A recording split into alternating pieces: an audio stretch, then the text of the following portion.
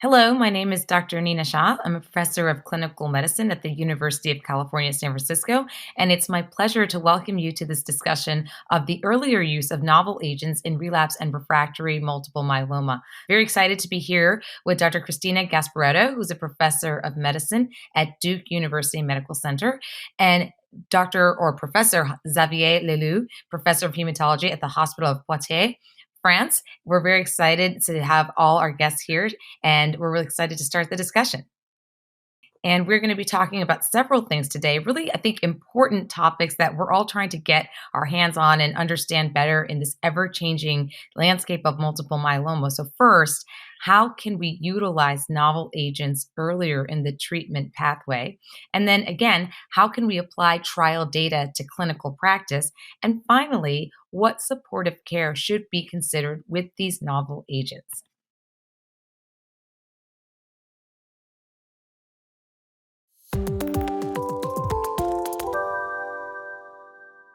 So, I want to talk about how we might be able to utilize novel agents earlier in the treatment pathway. And so, I'm going to start off this discussion with a little bit of data that we have.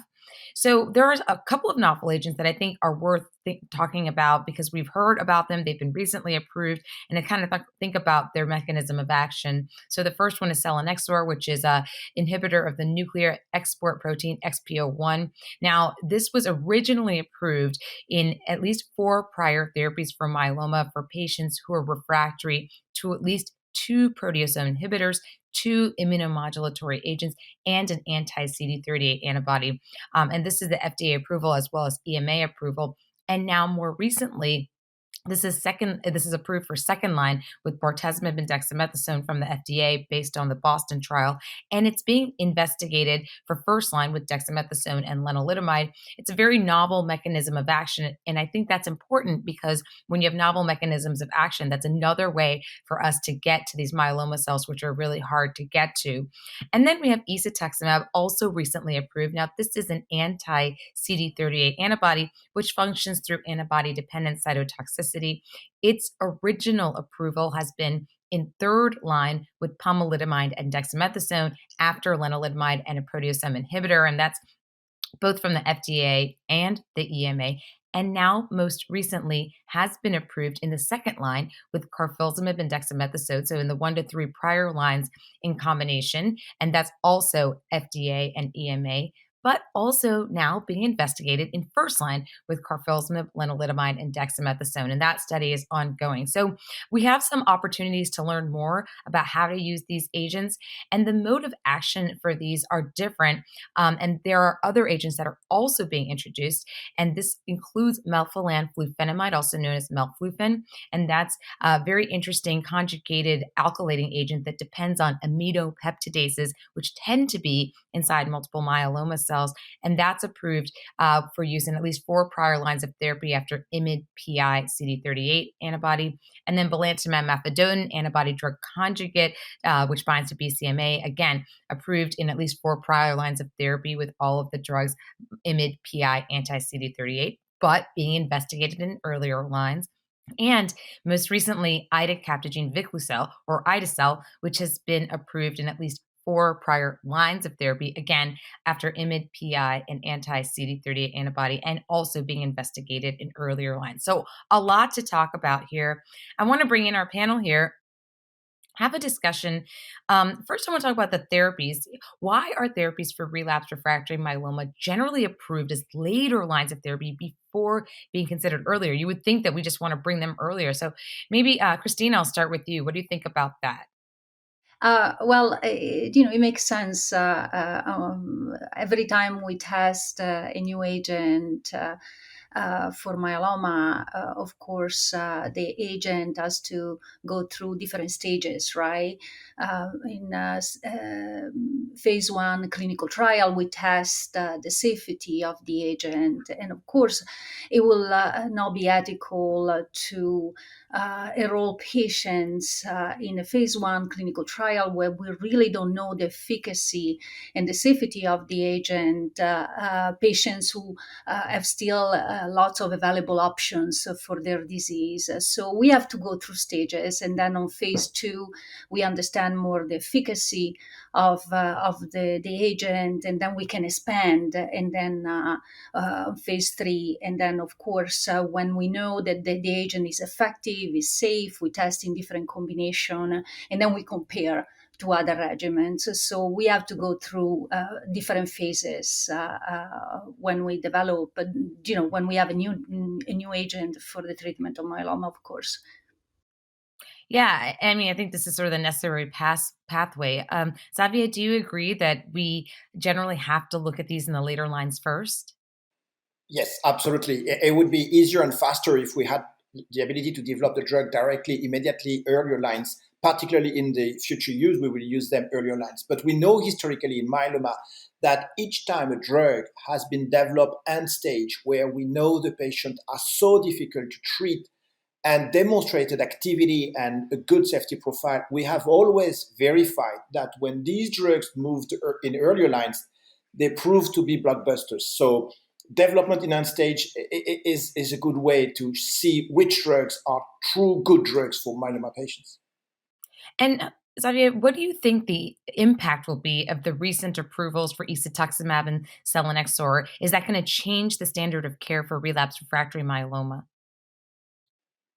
So, I'm going to speak in general, and for European physicians, it's a bit different in the US, possibly. Absolutely, absolutely. I believe isatuximab and selinexor are going to change our practice a bit differently. Isatuximab is an anti-CD38 monoclonal antibody. We already have an anti-CD38 monoclonal antibody with daratumumab. So isatuximab is going to compete with daratumumab, or potentially might rescue some patients if we use isatuximab post daratumumab.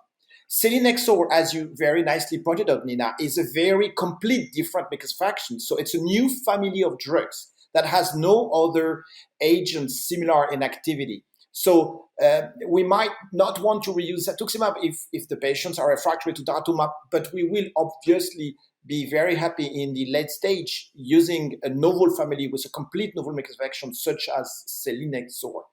How much we can reuse an anti-CD38 isatuximab post daratumumab or vice versa is still something we are looking into, and I'm not so sure we completely have concluded on that topic. Yeah, those are all really good points. Christina, what do you think about Boston and IKEMA, how they're going to affect the landscape of relapsed refractory myeloma now, bringing these drugs a little more proximal? What do you think about selinexor and ISA now? Selinexor, like you mentioned earlier, was approved a few years ago for patients with heavily pretreated myeloma, given twice a week. In Boston, we have finally learned that selinexor can be given once a week, and with the very strong, synergistic effect with the bortezomib in this situation, and less toxicity. So it was. We understood with the Boston study that we don't need the selinexor given twice a week. Patients were able to tolerate the selinexor longer, and also we learned that some of the toxicity associated with the drug dissipates during treatment after the first few cycles. So patients were able to tolerate, and then we learned dissecting the data.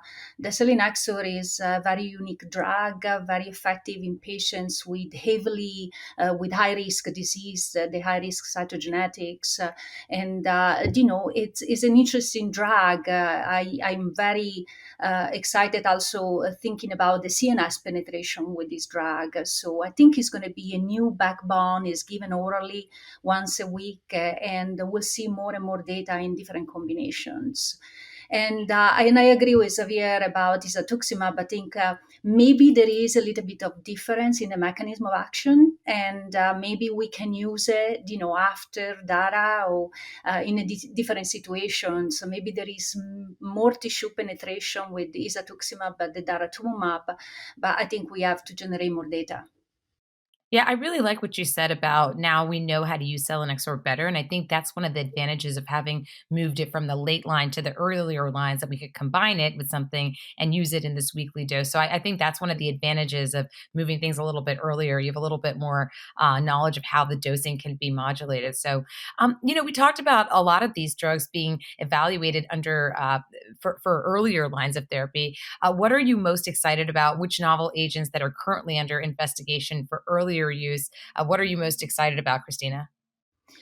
Well, definitely the new, bispecific antibodies, the CAR T cell, the belantamab, the conjugated antibody. I'm very excited about seeing the CAR T cell moving earlier, particularly, with the high risk population, and see if maybe we're going to be able to control the myeloma much longer. And that is what we see with a lot of our agents. We see a signal, we pay attention to the durability. Then when we go earlier, we have definitely a stronger signal and longer duration of response, deeper responses. So I'm very excited by all these new agents that you mentioned, going earlier and in different combinations.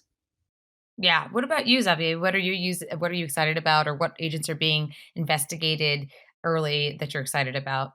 I have to say, I fully agree with Christina. In the past 20 years, we have developed the so-called targeted therapy. We've seen how great they have improved survival of myeloma, but we have also seen the limitation of using these drugs, how the tumor cells systematically at some point find mechanism of resistance. I have to say, in the past 5 years, the development of immunotherapy, starting with anti-CD38 naive monoclonal antibody plus anti-SLAMF7, as Christina has pointed out, now the anti-BCMA and all the targets with the B-specific CAR-T and ADC. When you look at how much the patient seems to benefit from these treatments, I think for the first time, we hope, I don't know if it's going to be close to that, but we hope that for some patients, we can reach some cure, functional cure. Patients might only have one line of treatments and live with that. And I don't know how many of these patients will fit into this so-called cure, functional cure situation, but we really hope that this new modern immunotherapy will take us there. Yeah, I So agree. That would be great absolutely for excited functional. by the novel immunotherapy.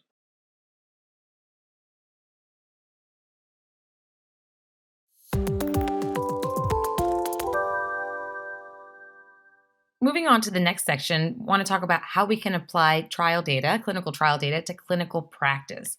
So, looking at some data that we have with these drugs that we've talked about, we have phase 3 data that support earlier use of selinexor and isatuximab. The Boston study looked at selinexor, bortezomib, dexamethasone versus bortezomib, dexamethasone in patients with 1 to 3 prior lines of therapy. I will point out that the total dose of bortezomib was actually less in the selinexor bortezomib dex arm than in the doublet arm, and the selinexor was dosed 100 milligrams weekly. And you can see there on the left-hand side that the overall response rate was 76% versus 62% in the control arm, with a nice depth of response reflecting that. And most importantly, median PFS was 13.9 months, almost 14 months, versus about 9.5 months. Similarly, isatuximab with the IKEMA study looked at carfilzomib dexamethasone versus carfilzomib dexamethasone, again, in patients with 1 to 3 prior lines. And here again, you can see that the depth of response, actually more than the overall response, but the depth of response was different, with VGPR or better of 73 versus 56%. And look at this, the median PFS has not been reached yet for the ISA KD arm versus the KD arm of 19 months. And those numbers in general, I think, are really fabulous for either arm, but really that they haven't been reached yet for the triplet arm. So it's very exciting data. So I just want to talk a little bit, how can the data from the Boston trial guide the use of selinexor in clinical practice? So let's start with selinexor. Now, Christina, I know you have a lot of experience with this, focusing a little bit on selinexor. How can the Boston trial guide us for use of selinexor in clinical practice? Well, first of all, like you mentioned, the bortezomib in combination with selinexor was given only once a week. So patients on the selinexor bortezomib arm receive overall less bortezomib than the control arm. And I like that. I like the design of the study because in reality, in real life, is what we do, particularly in the relapse setting. So I like the fact that there was once a week administration. And then, if you dissect the data, first of all, there were patients in a trial that were older than 65 and they were able to tolerate therapy relatively well, actually, with the weekly administration of the combination. High risk cytogenetic behave very well compared to the standard risk cytogenetic. And I also like that this combination can be given in patients with renal compromisation. So, for instance, patients with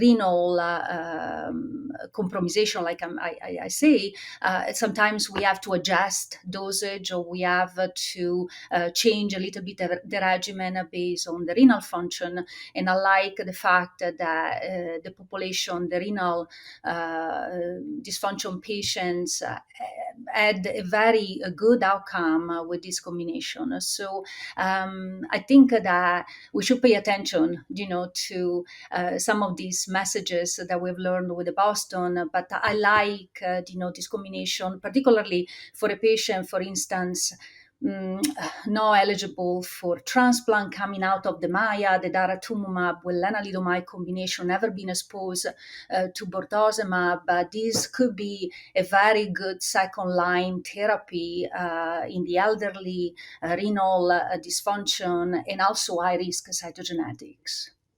Yeah, I like that you point that out because we think about 1 to 3 prior lines as, the transplant, Revlimid, et cetera. But there are a lot of people that aren't getting transplant and are getting now, for example, Dara-RD. So I think the Boston trial does tell us that these are patients that in the second line could get selinexor, bortezomib, dex. Xavier, do you agree? Absolutely. Boston, bortezomib being sub-Q, very quick in outpatient clinic, and selinexor, dexamethasone manageable orally, so by the patient itself at home. I think it makes this regimen extremely convenient, extremely good in terms of quality of life. The patients spend very short time at the hospital.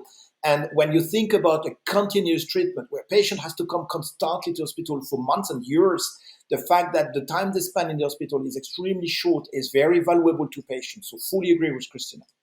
Great.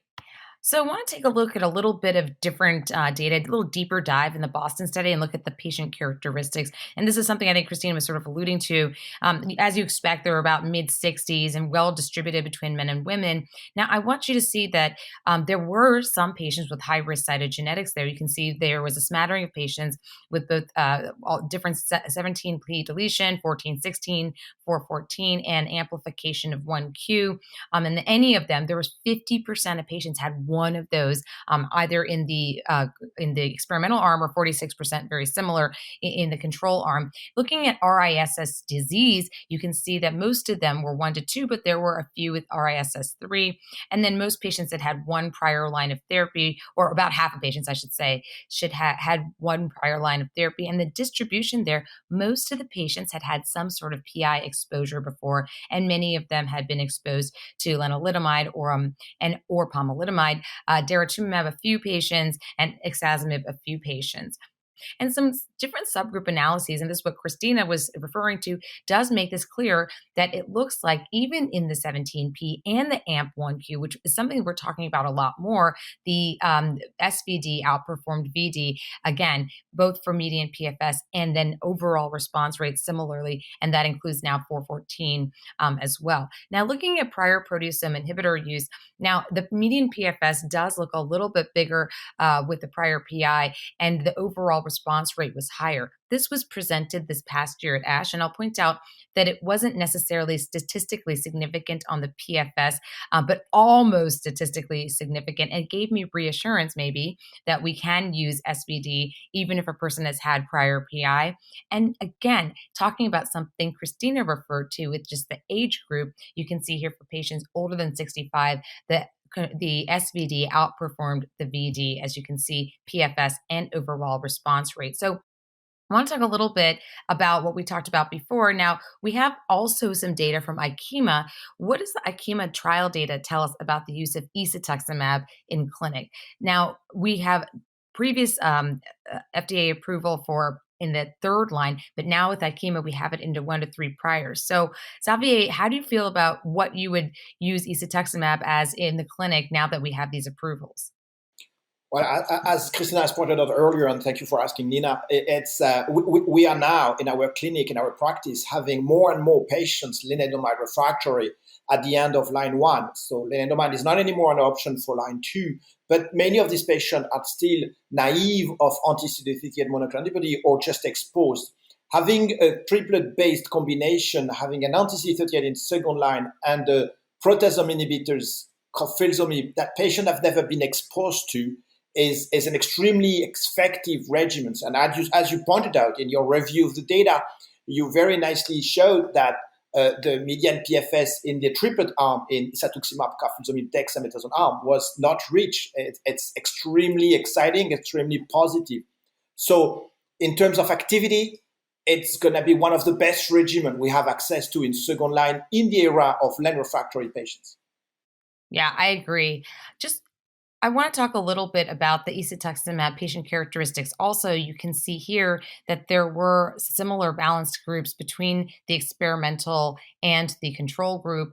And in addition, we know that there were some patients with high risk characteristics.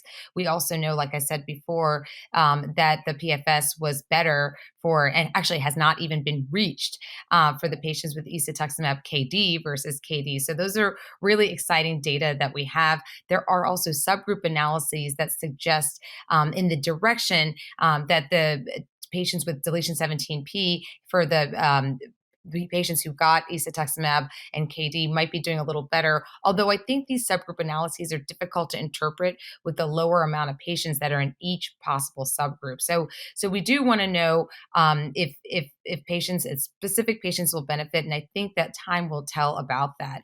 So I want to move on to our last question for this particular section. What is the impact from these trials assessing the earlier use of belantamab mafodotin as well as ide-cel and flufenamide? What does that have on the current treatment pathway? Now that we know these trials are in process, Christina, could you briefly comment on what you think the impact will be of these trials? Well, I think that we're all excited to see these new agents going in combination with other backbone treatment for multiple myeloma. And when we start the regimen in a patient in the relapse setting, we are looking for a regimen that is effective. We're looking to achieve very deep responses, like you mentioned earlier with the isatuximab, carfilzomib. The depth of response was kind of amazing, actually. And so we want to attack the myeloma. We want to achieve the depth of the response, and that maybe can translate. Actually, we know it will translate on a longer durability of response, because ultimately, we don't want to be in a situation where we go from one regimen to the next very quickly. We exhaust all our ammunitions. The patient develop a more aggressive resistant myeloma. So we want to sit on the regimen the longest time possible, right? And so I'm very excited to see these agents who are showing a significant signal in heavily pretreated patients, going earlier, different combination, more effective, and the duration, longer duration. Yeah, I think so too. I think these new trials looking at things earlier are going to allow us to change how we treat myeloma, and it really is going to change the landscape.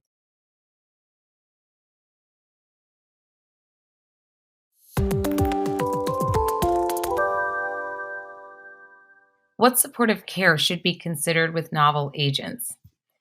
So I think this is actually one of the most important things we can talk about because we're not just treating patients, we're treating people, right? So we have to make sure that we're giving them sufficient supportive care so that they can get their treatment so that their myeloma can be controlled. Now, this is a little bit of a busy slide, but I think brings home the point, which is that every drug is different. And for each of these drugs, there's a way that we can approach supportive care. And I would say for selinexor, with bortezomib, dexamethasone, there are ways to mitigate nausea as well as the cytopenia. There has been a signal of cataract, but we're not sure exactly how to mitigate that.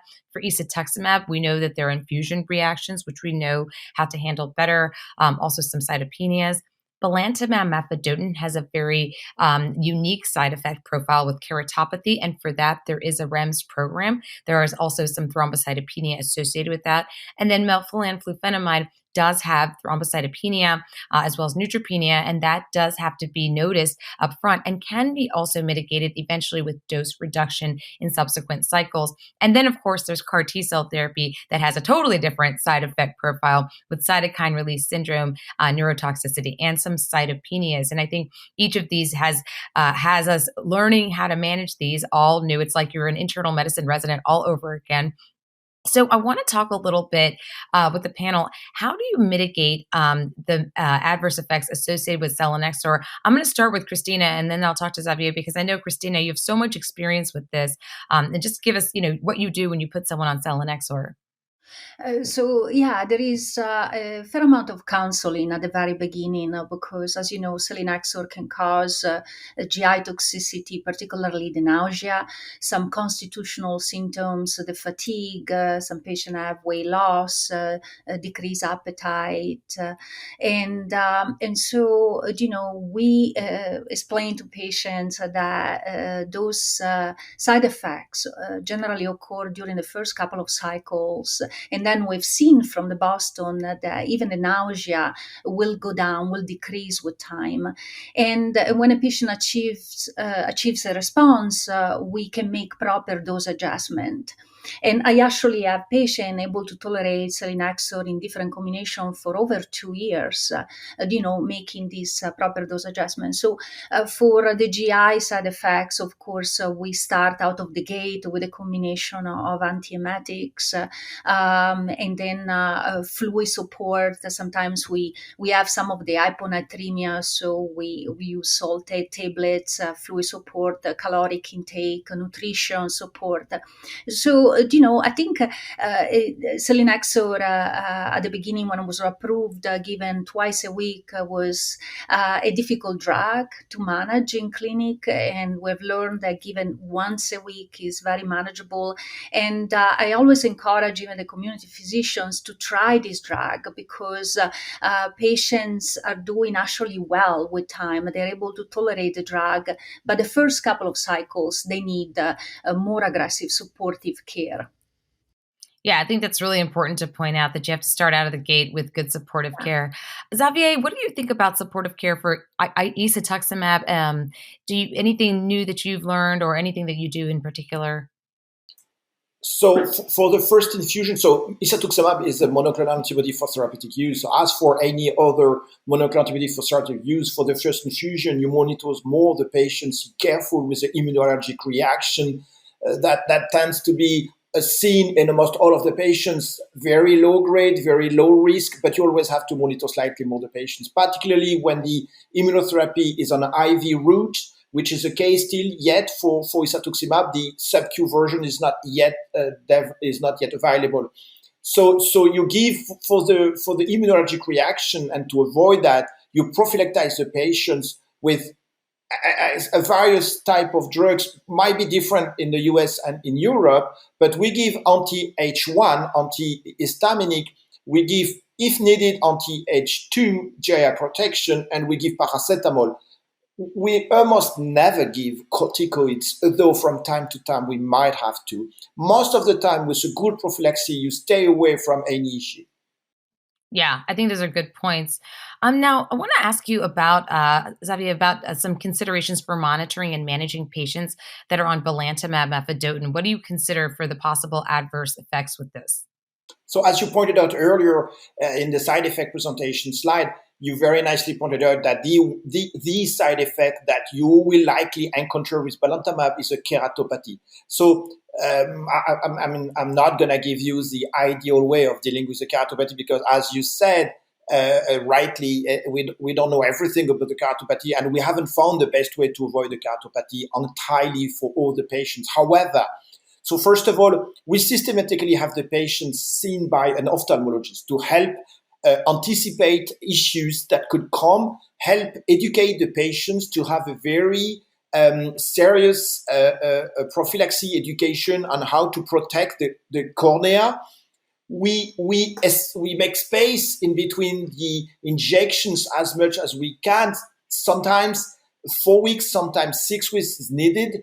And most importantly, recently, what we have done is paying very much attention in not resuming the treatment too early while the cornea has not entirely recovered. So to avoid the patient systematically at each injections to resume the cornea, the keratopathy issue. Now, there is no perfect way of managing this. With the belantamab mafodotin, which is an extraordinary drug, you go one injection at a time, but you have to know that the response, duration of the response remains even if you can't pass the next dose. And so no worry if you can't give the next injection, the response likely will remain. Just make sure you manage the cornea issue. Yeah, this is so important. What you said is really following what you find out from the slit lamp exam and helping you to maybe delay a dose, and that's okay. And with supportive care, you won't always have the clinical trial data to really tell you everything. You really need to have experience. So I think that's really invaluable to us that you're telling us this. Anything to add, Christina, about using belantamab?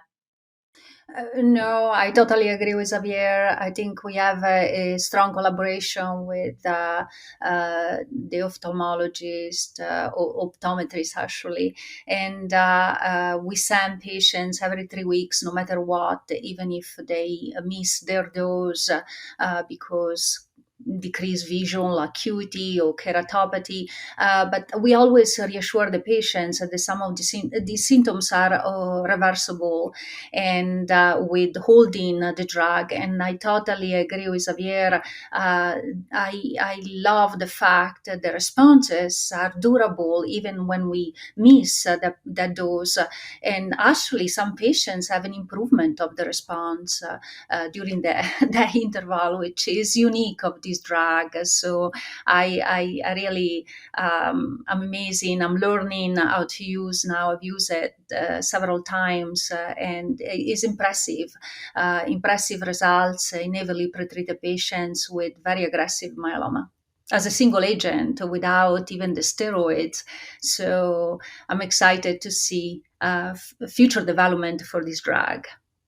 Great. And moving on, what do you think, Christina, are strategies to manage the AEs associated with CAR T cell therapy? Well, actually, with the CAR T cell, first of all, unfortunately, the CAR T cell remains limited to the large academia, the large hospital, because patients still need to be very closely monitored, particularly during the first part of the procedure. But at the beginning, when we saw the initial data on the CAR T cell, we were all intimidated by the cytokine release syndrome, the neurotoxicity. And now I think while we're still seeing this toxicity, we are managing. So their toxicity is really manageable with the tocilizumab, the high-dose steroids when we need it. And so we're learning. I think that we are also are learning how to deal with the delayed neurotoxicity, which sometimes can be scaring. So we monitor patient even, after the first month closely. And I think prevention, I think detecting some of these toxicity earlier impact, in my opinion, tremendously. And the CAR T cell now is becoming so manageable. Patients are doing fantastic throughout the procedure. Yeah, I agree with you. More experience is better. Getting on top of these side effects, also detecting the side effects early, doing the questionnaires, all of that. And then just a last point I want to ask, Xavier, what supportive care approaches do you use for patients receiving melphalan flufenamide? None. None. Interesting. No, melphalan flufenamide is actually similar to the drug we have discussed before, a very, very interesting drug. I haven't seen any non-hematological toxicity associated to this melphalan flufenamide. I've seen a lot of cytopenias, particularly thrombocytopenia, Yeah. but that does not necessarily need any prophylaxis or any management. You monitor the CBC count, that's pretty much it.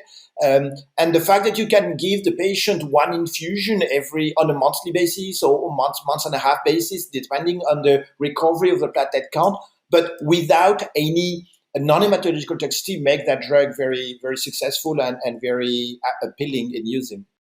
Yeah, I will say that we're getting more experience with it. I agree with you. It's very convenient.